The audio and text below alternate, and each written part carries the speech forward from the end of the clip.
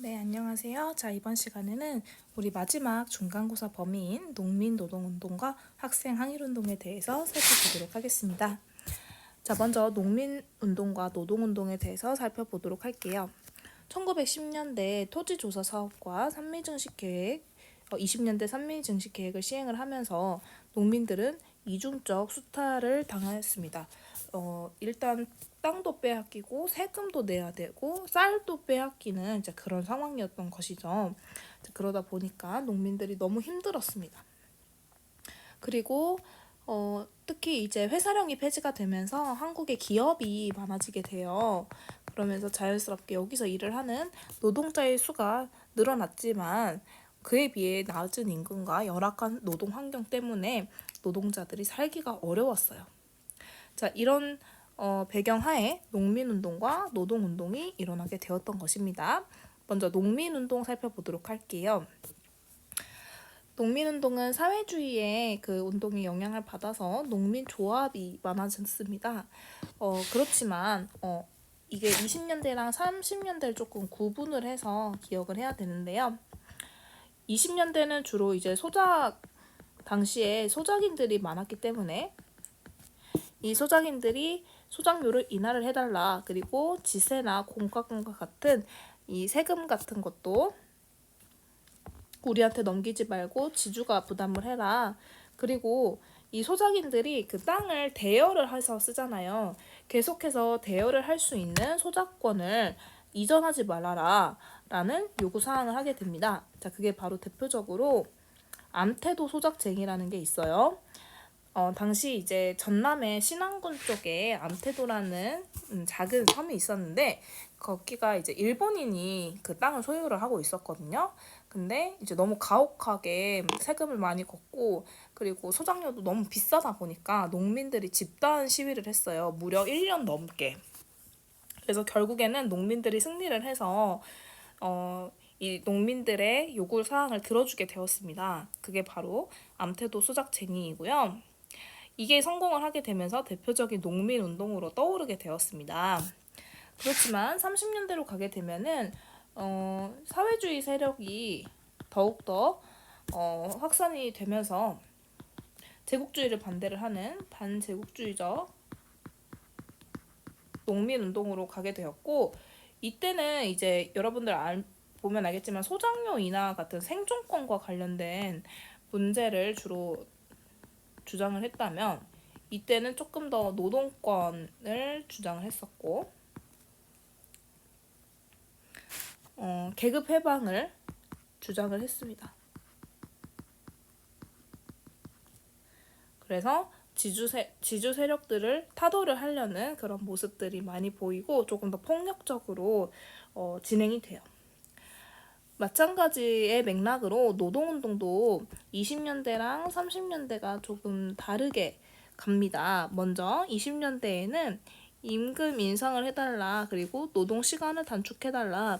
비인간적 대우와 작업 환경을 개선을 해라.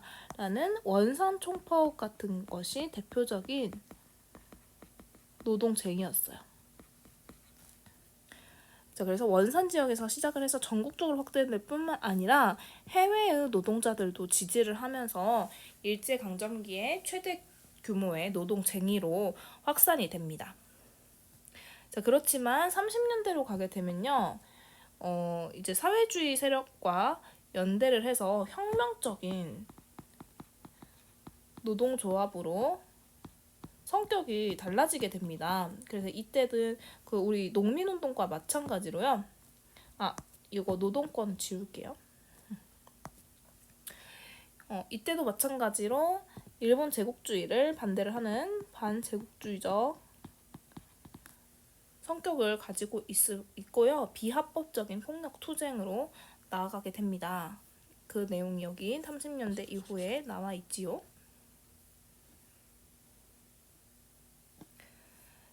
자, 그리고 학생 항일운동 살펴보도록 하겠습니다. 3.1운동 이후에 청년, 학생층이 항일투쟁의 주체로 성장이 되면서 많은 청년 그리고 학생 단체가 조직이 되어서 민주운동을 이끌게 돼요.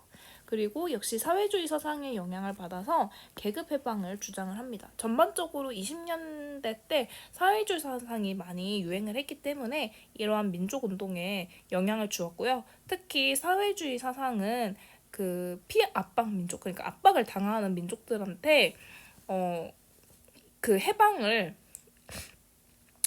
주장하는 것으로서 또 약소민족들한테 많이 어필을 했어요. 그런 매력적인 고였었기 때문에 사회주의 사상을 많이 받아들였습니다. 자, 그러면 먼저 60만세 운동부터 살펴보도록 할게요. 마지막 그 조선 왕조의 황제였었던 순종이 이제 죽게 됩니다. 자, 그러니까 3.1운동도 고종이 사망을 하는 계기로 이제 그 운동이 일어나게 되었잖아요. 그래서 그와 동일하게 순종이 서거를 하게 되면은 어쨌든 장례식을 치를 것이고 많은 사람들이 모일 것이다. 그래서 많은 사람들이 모였을 때 시위를 하자 이렇게 됩니다. 그래서 조선 공산당과 천도교 학생 단체들이 연합을 해서 3.1운동과 같은 대규모 시위를 벌일 계획을 하죠.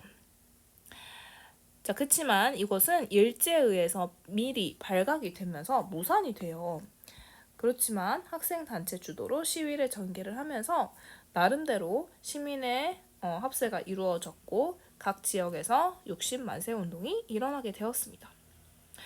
특히 이 60만세 운동은 학생들이 좀 주도를 했다라는 것이 주목받을 만한 일이고요.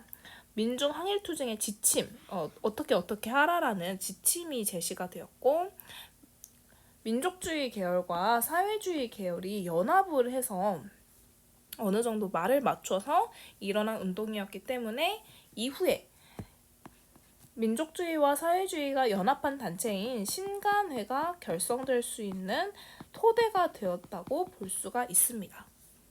이어서 광주 학생 항일운동 살펴보도록 할게요. 이러한 60만세 운동이 학생 주도로 이루어졌다고 했죠. 그래서 이 운동 이후에 학생들의 여러 가지 독서회나 비밀결사와 같은 단체들이 많이 만들어져요. 당시 학생들은 이러한 식민지배 정책을 비판을 하고 식민지 교육을 반대를 하면서 동맹 휴학 투쟁도 하게 됩니다. 그러다가 광주 통항 열차에서 그러니까 이 광주에 학교가 있고 이제 나주까지 왔다 갔다 하는 기차가 있었어요. 그 당시에는 학교가 많지가 않으니까 이렇게 왔다 갔다 했던 것이죠. 자, 열차를 가는 길에 여학생들이 있었는데 그 여학생들이 여기 뒷장에 보시면 박기옥 학생이 있습니다. 박기옥 학생. 자, 근데 이 박기옥 학생이 열차에서 이렇게 타고 있었는데 뒤에 일본인 남학생들이 이 댕기머리를 잡아당기면서 자꾸 건드는 거예요. 이렇게 야야야 막 이렇게 하면서 건든 거죠. 그러니까 이제 박기옥 학생이 이제 화가 나서 딱 돌아봤을 거 아니에요. 근데 여기에 그 박기옥 학생의 사촌 동생이었던 박준채 학생이 있었던 겁니다. 여기 준채 나와 있죠? 이 준채가 그 모습을 보고 너무 화가 난 거죠. 내 누이를 건드리다니. 그래서 일본인 남학생들을 냅다 때리게 됩니다. 자, 그러니까 일본인 학생과 그 박준채 학생이 이제 시비가 붙게 되었고 충돌이 굉장히 커져서 한일 간에 이제 패싸움이 이제 벌어진 거죠. 통학버스에서. 자, 그렇게 되니까 경찰까지 이제 출동을 하게 된 거예요. 근데 경찰은 당시 이제 일본 편이니까 이 일본인 학생들을 두둔하면서 오히려 박준채 학생 등등 이제 사건을 주동했던 학생들을 체포를 해서 감옥에 가둔 거예요. 약간 유치장 같은데.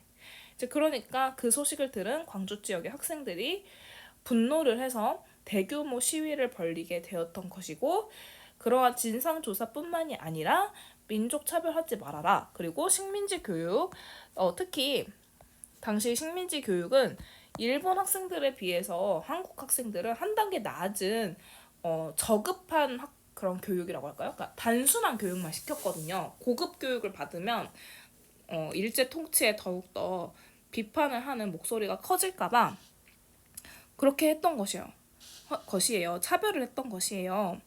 뭐 그런 거죠. 니네 한국이 조선이 우리 일본보다 절대 똑똑해질 수 없어. 그렇게 그런 인식을 갖고 있었기 때문에 더욱더 교육에서 차별이 있었던 겁니다. 자, 그러니까 당시 우리나라의 가장 큰 규모의 독립운동 단체였었던 신간회가 지원을 해주면서 이 광주 학생 항일운동이 더욱더 확대가 될 수 있었고요. 당시 신간회는 이러한 광주 학생 항일운동이 왜 일어났는지 진상단을 파견을 하자. 그러면서 시위도 지원을 해주자 하면서 신간회가 지원을 했던 것이죠. 자, 그렇지만 그 과정에서 일본 경찰이 여러 가지 이제 단서를 붙여가지고 신간회의 지도부들을 체포를 하면서 이 운동이 점점점 사그라들게 되었고요. 역시 신간회도 마찬가지로 세력이 약해지게 되면서 해체가 되는 그런 수순을 밟게 됩니다. 자, 이러한 광주 학생 항일운동은 3.1운동 이후 전개된 최대 규모의 항일 민족운동으로 다시 한번 우리가 좀 할 수 있다라는 그런 저력을 보여주었고, 특히 학생들이 주도했다는 점에서 정말 기특하다. 그리고 학생들의 당시의 역할이 굉장히 컸다라는 걸 여러분 알 수가 있습니다. 자, 그러면 뒤에 광주 학생 항일운동의 발단도 여러분들 한 번씩 읽어보시고요. 자, 그러면 우리는 수업 시간에 만나도록 하겠습니다.